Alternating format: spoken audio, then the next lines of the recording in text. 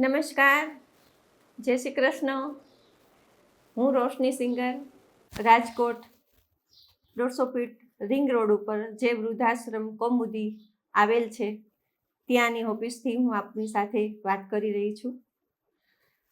દોસ્તો, મારે વાત એ કરવાની છે કે આ જે વૃદ્ધાશ્રમ અહીંયા નવું હમણાં સ્થાપિત થયું છે, છેલ્લા 10 મહિનાથી સ્ટાર્ટ થયું છે, જેની સાથે હું છેલ્લા 5 મહિનાથી જોડાયેલી છું.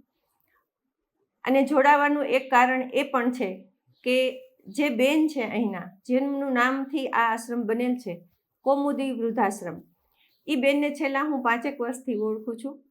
કેમ કે હું અવારનવાર આશ્રમોમાં પ્રોગ્રામ દેવા જતી હોઉં છું અને એનાથી અમારી મુલાકાત થયેલી. પછી જ્યારે મને ખબર પડી કે કૌમુદી બેને જ આ વૃદ્ધાશ્રમની શરૂઆત કરી છે, તો પહેલાં તો હું સરપ્રાઈઝ થઈ ગઈ કે અમારા બેન હેન્ડીકેપ છે. અને તેમ છતાં આજે જ્યારે એમ કીધું કે એમને આશ્રમ શરૂ કર્યો છે, તો પહેલાં તો હું ખરેખર મેં વાત આગામી કરી એમાં હું સરપ્રાઈઝ થઈ ગઈ અને મને એમ થયું કે મારે જરૂર ત્યાં જવું જોઈએ. એટલે હું અહીંયા આવી અને એમને મળી ને પછી મને એમને જ્યારે બધી વાત કરી ત્યારે દુઃખની સાથે ખુશી પણ થઈ. તો પહેલાં તમારી સાથે દુઃખની વાત હું શેર કરું. દુઃખ એ વાતનું થયું કે જે આશ્રમમાં એ રહેતા હતા પહેલાં, ત્યાં એ લોકોને પૂરી સુવિધા ન મળવાના કારણે એવું કહેવામાં આવ્યું કે તમે લોકો હવે તમારી રીતે રહી શકો છો, અહીંયા જે કંઈ છે એટલી સુવિધા આપને મળશે. તો જ્યારે હું કૌમુદી બેનને આવીને મળી ત્યારબાદ એમને જે મને વાત કરી કે મારી સાથે આવું બધું બન્યું, તો ત્યારબાદ એ કે મને એવો વિચાર આવ્યો કે આજે હું આવી દુઃખી થાઉં છું તો મારા બહેનો જે આગામી જે લોકો જીવન આ રીતે ગુજારી રહ્યા છે એ આ રીતે દુઃખી ના થાય, એ માટે મારે ખુદને જ આશ્રમ સ્ટાર્ટ કરવું છે.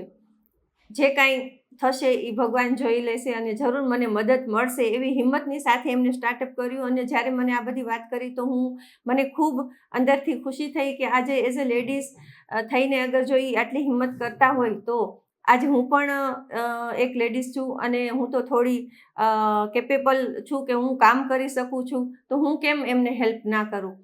જ્યારે આપ વિવેજની પ્રોડક્ટ ખરીદો છો ત્યારે વિવેજ દ્વારા અમને મદદ મળી રહે છે.